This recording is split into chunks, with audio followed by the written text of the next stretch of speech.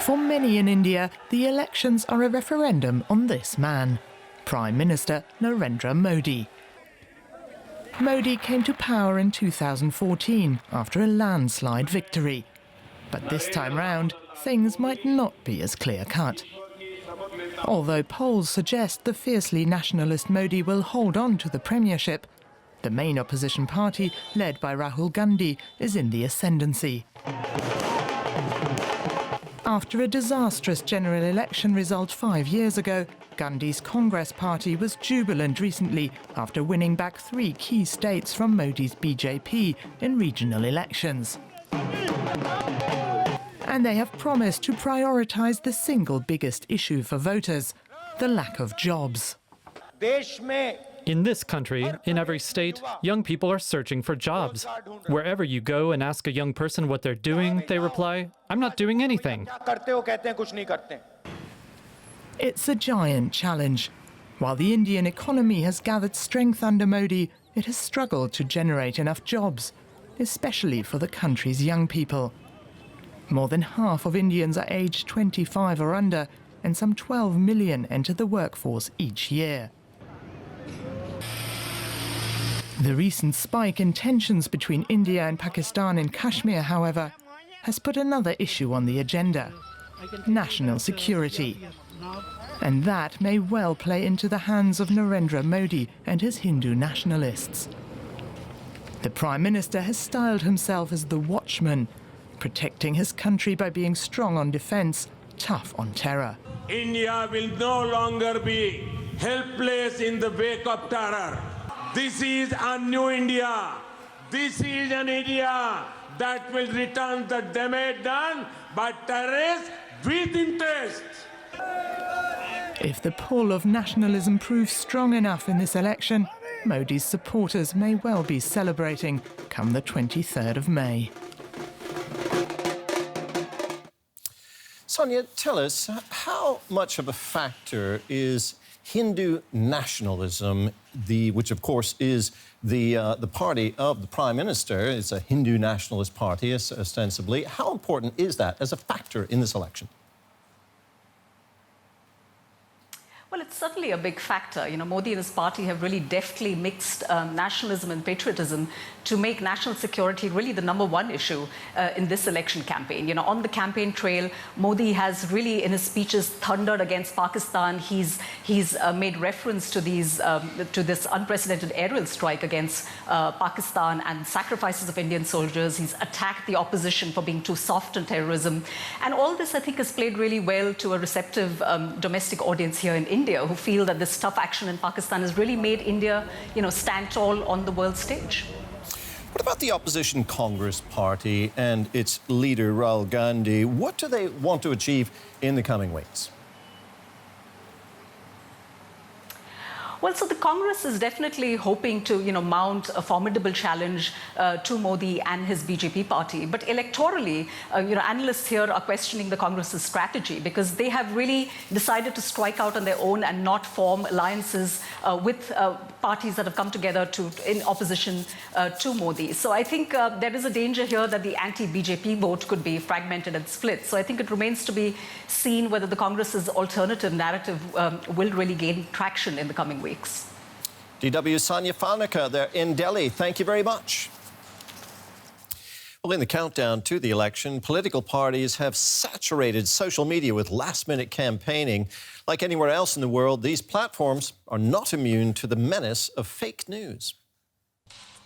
Ramshankar Rai spends at least 2 hours a day going through election news on social media. The shopkeeper says he almost always believes what he sees. When I watch news, I obviously consider it to be true. News is so popular in India. How can I think it's false? It's a view that sums up a growing problem in India. Technology experts say many users aren't able to identify misinformation on the internet. These are people who may be getting onto the internet and may not be very sophisticated users to have the social knowledge of knowing just because it's on a screen does not mean it's true. Prime Minister Modi's BJP party and the opposition Congress party sent messages to millions of followers on social media. But the user base is eager market for unverified content critical of politicians. India has 300 million Facebook users, more than any other country in the world, meaning fake news has the potential to spread like wildfire.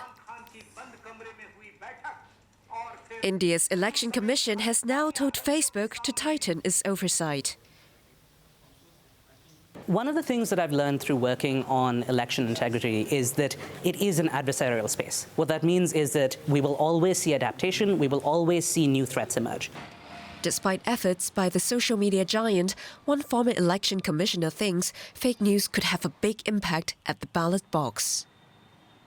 The potential of mischief, of the subversion of the process of elections represented by social media is immense.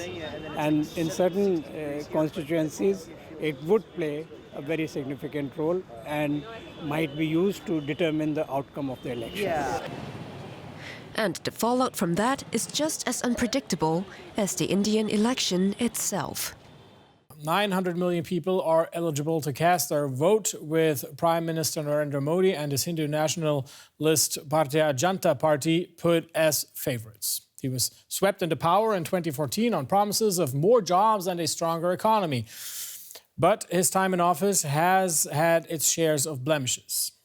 GDP growth has indeed been strong in India. In 2018, the country's gross domestic product grew by 7.3%, making India the fastest growing economy in the world.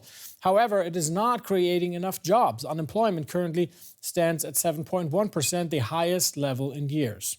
Providing jobs is the utmost importance in India as the population is growing fast. It's nearly 1.4 billion, and that number is growing by 15 million every day. Now, the Prime Minister's attempts to further prop up the economy have been hampered by what many call two self-inflicted problems. Chaos at banks across India as almost all paper money is rendered worthless. 2 years ago, Prime Minister Narendra Modi stripped 500 and 1,000 rupee notes of their value, leaving millions of Indians without their savings. It was meant to tackle money laundering, but lives and businesses were disrupted. This textile factory in Tamil Nadu had to close for nearly 3 weeks. Its CEO is still angry. The government should have educated the common people to understand the policies. After that, they should have implemented. The Modi administration didn't just cancel common notes. It also took months to replace them. And then it introduced a new tax on goods and services known as GST. Experts say it was necessary. Many complained of a haphazard rollout. It was a double whammy for small businesses. We used to have a lot of clients, at least 200 to 300 in a city. It was all in cash and we were doing well. After the notes were cancelled and GST was brought in, the market all but disappeared. We don't get clients from outside the city now. Business is down a lot. Some businesses are still hurting, and that's something Modi's opponents are capitalising on. They say his policies have disproportionately affected the poor. But the Prime Minister and his supporters say it's all in the past. Now it's up to India to decide. Well, for more on the Indian election, let's bring in Amrita Narlikar. She is the president of the German Institute of Global and Area Studies in Hamburg, and she joins me via Skype. Good to have you with us, Amrita. Now, Prime Minister Modi swept into office with a strong mandate 5 years ago. Now, large parts of his voters seem disillusioned. How would you grade his first term in office? Great to be with you. I would say that we need to look at Modi's record in a balanced way.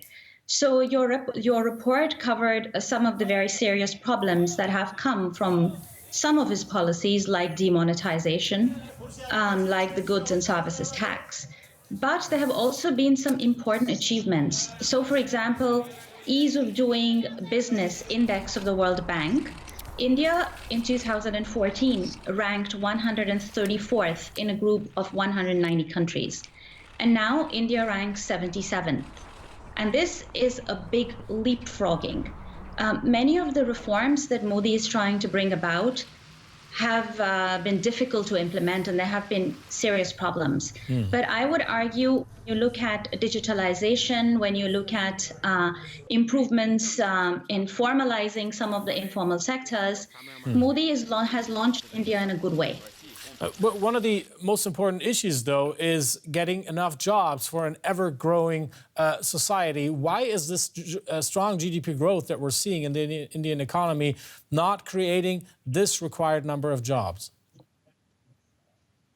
Well, a lot more needs to be done in terms of industry, in terms of infrastructure, in terms of also catering to the needs of the farmers. So Modi has brought about huge improvements, for example, in the services sector. And India looked very different 5 years ago from what it looks like right now. But industry is lagging, and we are seeing a massive levels of migration from rural areas to urban areas. And unless India does something about its very weak industrial sector, and this is something that has been a problem for previous governments as well. Modi has been trying to fix it, but it's going to take a long time to fix. It's not going to happen overnight. Now, I wonder, tensions with Pakistan over embattled Kashmir have been running high recently, and that's always a delicate and sensitive issue within the Indian society. I wonder, how important is it amid these news to have a look at your personal economic situation and have that influence your vote? So the reaction to the situation with Pakistan and also India's strong response to the situation can swing in different ways. So in the northern states where Pakistan is closer, the threat is closer, Kashmir is closer, problems of terrorism have been directly experienced. The strong position that Modi showed might actually produce some wins. But India is really almost like Europe. It's a very diverse country, and there are diverse interests within the country. And so when you look at the South, I'm not so sure whether this would play out entirely in favor of Modi, where economic concerns might be more overwhelming than some of the nationalistic fervor, the patriotism that Modi managed to harness in relation to the recent crisis.